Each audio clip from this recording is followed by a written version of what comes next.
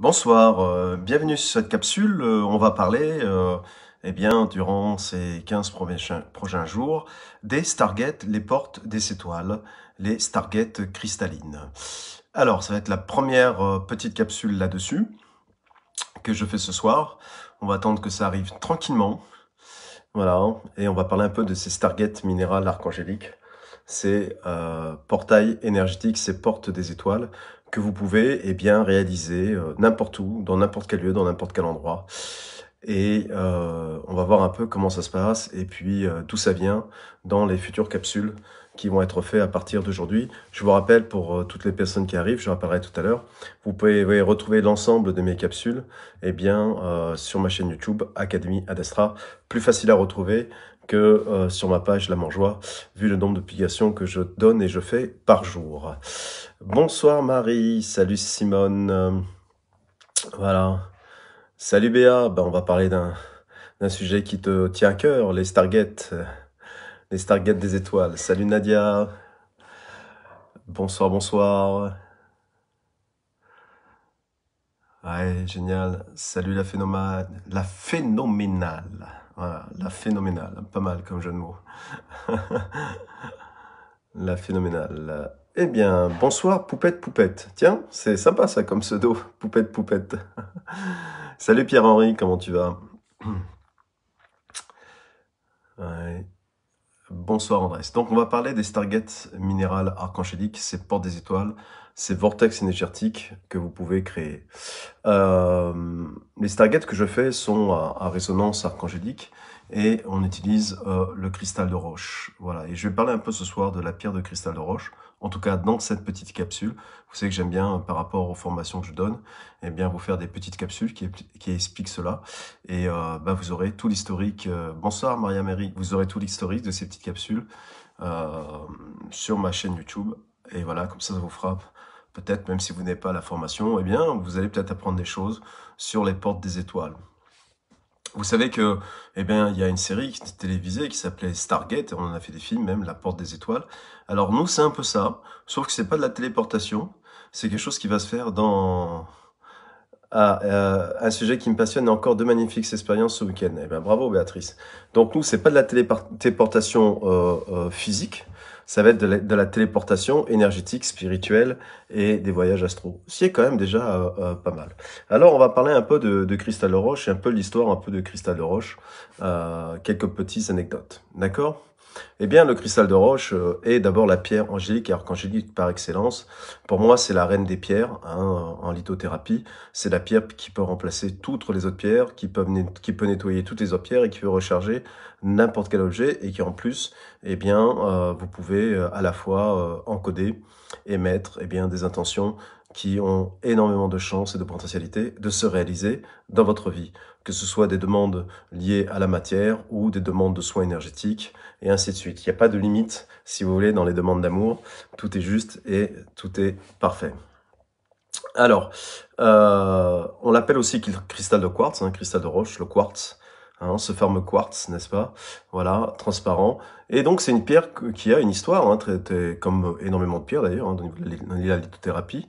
Et au départ, si vous voulez, les anciennes civilisations avaient une croyance par rapport au quartz, au cristal de roche, par rapport au fait qu'elle soit complètement translucide, en fait, souvent, bien qu'il y en ait qui sont un peu teintées, enfumées, voilà.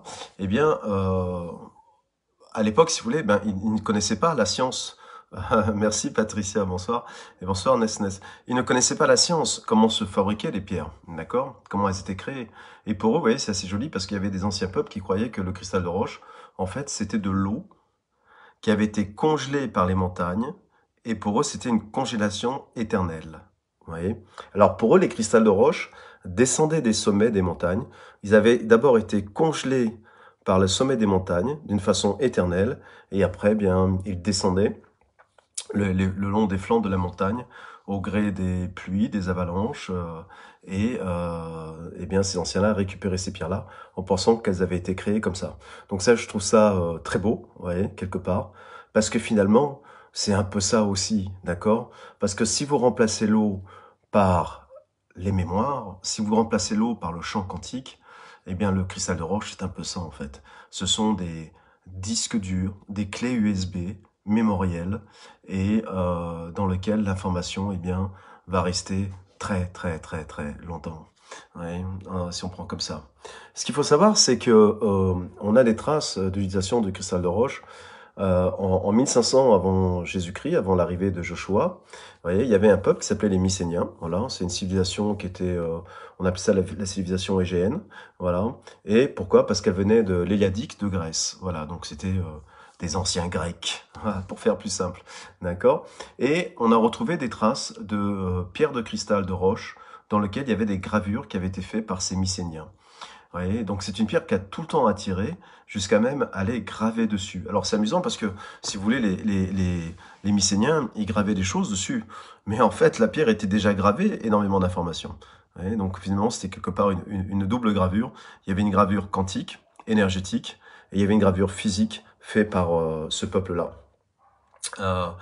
Vous pouvez, si vous voulez voir un peu ce qu'il faisait au niveau de l'art par rapport à ça, eh bien, à Athènes, au musée d'Athènes, voilà, vous avez une coupe qui date de cette même période-là, une coupe en cristal de roche qui a été gravée et qui est, vous pouvez la voir au musée d'Athènes, juste magnifique, vous voyez, une coupe qui a 3500 ans.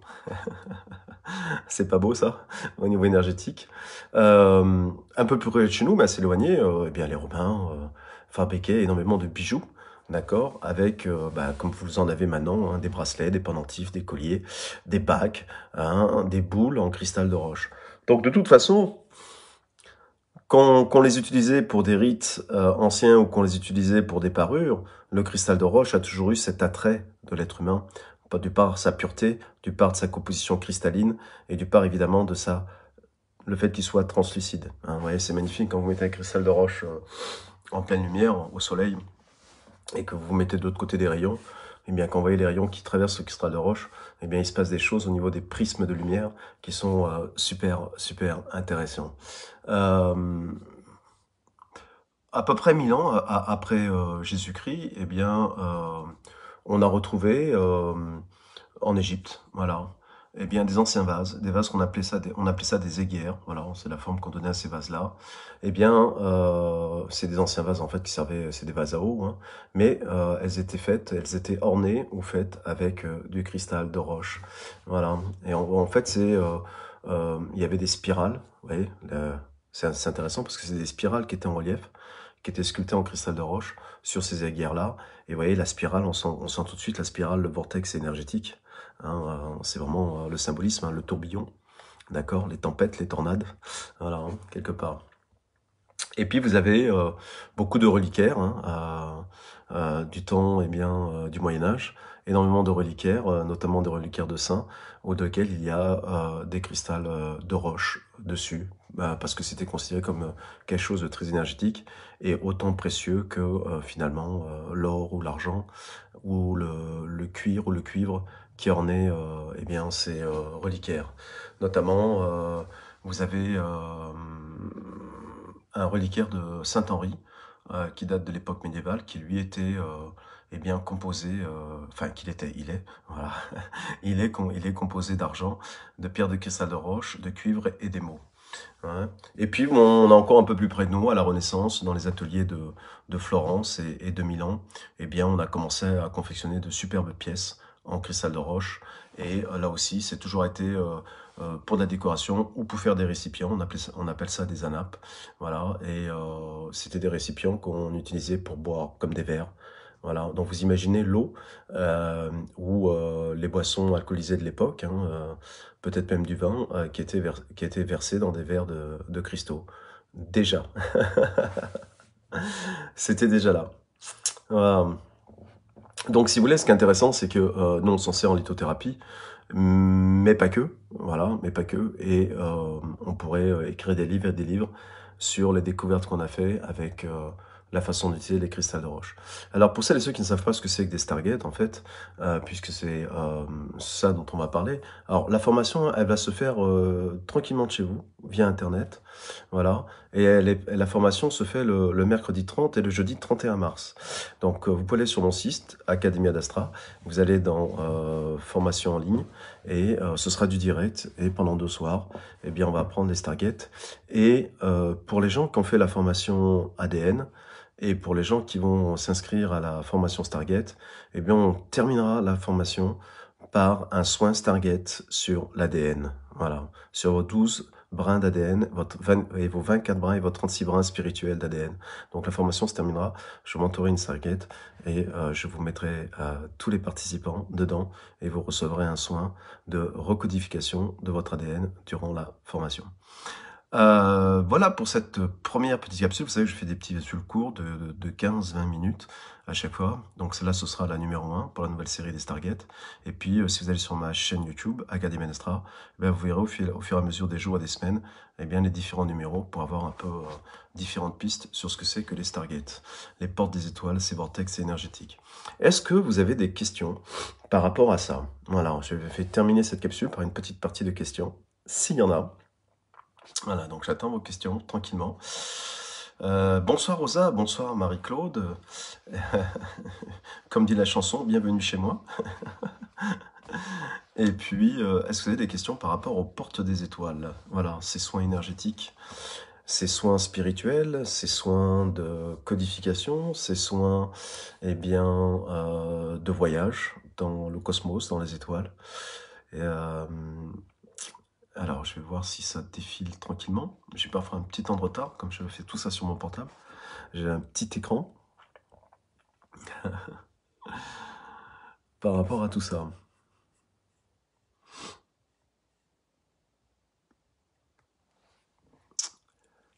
Alors, bonsoir Fabi. Donc, je ne vois pas de questions précises.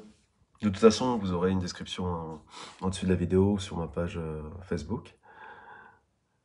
Ouais. Vous aurez plus d'informations. Eh bien, écoutez, pas de questions, c'est que j'étais clair. Voilà. Et puis, ma soeur m'a offert un collier avec un extrait de roche. Puis-je le porter tous les jours? Oui, Patricia, sans aucun problème. Je m'excuse, hein, j'ai un peu un rhume, d'accord? Donc j'ai un peu le nez qui coule. Très pratique pour faire des vidéos live. Donc vous voyez, vous pouvez être sûr que c'est du direct. Hein. C'est pas de l'enregistrer. Oui, tu peux le porter tous les jours, bien sûr, bien sûr. Non seulement tu peux le porter tous les jours, mais en plus tu peux l'encoder tous les jours. Tu peux demander à ton collier de t'envoyer certaines choses que tu as envie. Voilà. Hein, il suffit que tu prennes ton collier dans les mains et tu l'informes de ce que tu veux, tout simplement.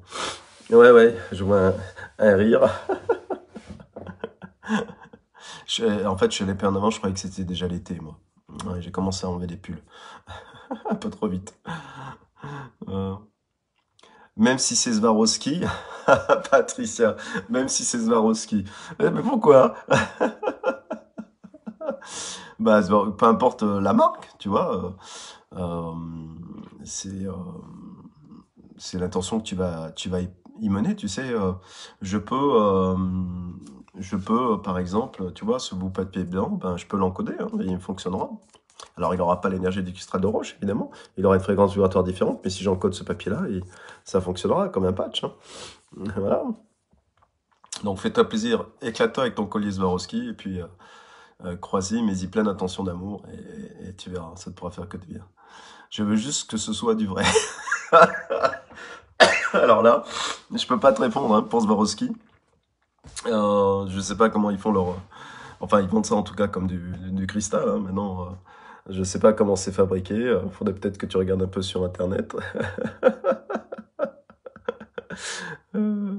Voilà. Mais bon. Elle est pas mal, celle-là. Bonsoir. Alors, tu sais, tu vas voir la personne qui te l'a fait. Tu sais, j'ai vu une capsule avec Franck. Donc, on n'est pas sûr hein, que c'est du vrai cristal, hein, le collier que tu m'as offert. Hein. Est-ce que tu as un certificat Est-ce que ce sera pas du plastique par hasard?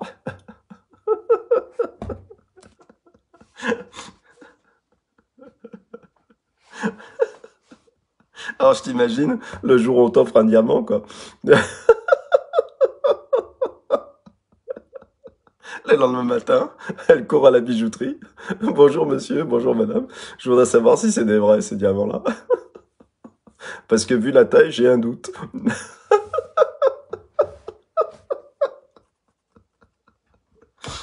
Après, tu sais, tu lui offres une voiture, et puis elle prend les clés de la voiture, elle dit t'es sûr qu'il y a un moteur dedans?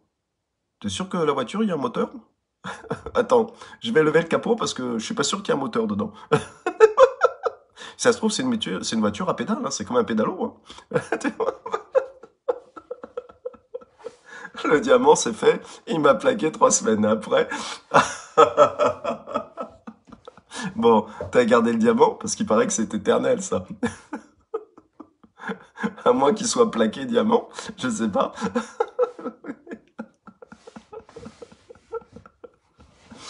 Euh, euh. Le cristal de roche nous fait-il passer des messages ancestraux? Oui, énormément, Pierre, énormément. Quand tu fais des Stargates, ou quand je fais des Stargates pour les gens, ou si tu viens faire la formation pour toi, que tu vas en faire pour toi à la maison, eh bien, tu fais non seulement tu fais des voyages, tu peux faire des voyages karmiques dans d'anciennes vies, mais en plus, tu peux aller, voilà, rencontrer tes guides, tes anges, tes archanges, tes anciennes personnes décédées qui vont t'initier et qui vont t'envoyer énormément d'informations. Non, la bague n'était pas à ma taille, il l'a gardée. Il s'est trompé de personne.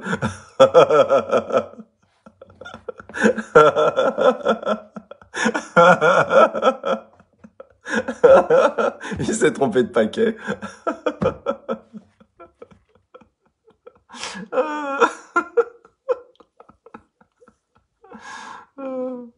Mais il a dû la faire la même chose avec l'autre, en fait. Chacun, vous avez reçu une bague qui n'était pas à votre taille.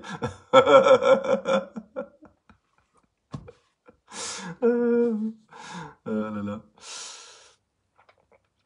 Ouais, ouais, et oui, oui, évidemment, hein, c'est vraiment c'est ça que je lui ai dit. Évidemment, hein, tu fais des voyages extraordinaires hein, avec ça. Ouais. D'ailleurs, tu sais, il y a des gens, moi le premier, hein, on a parfois plusieurs télévisions chez soi. Et en fait, je dis aux gens, on voudrait avoir une télévision au moins et une Stargate à la place d'une télévision. On aura des informations beaucoup plus intéressantes que les 2 télévisions à la maison. Voilà, tu vois.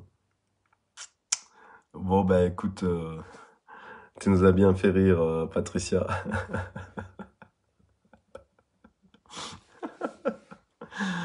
Euh, Bon, bah je vous souhaite une belle fin de soirée parce qu'à 8 h, j'ai un Zoom sur Renaissance à soi-même que je vais faire à Montpellier.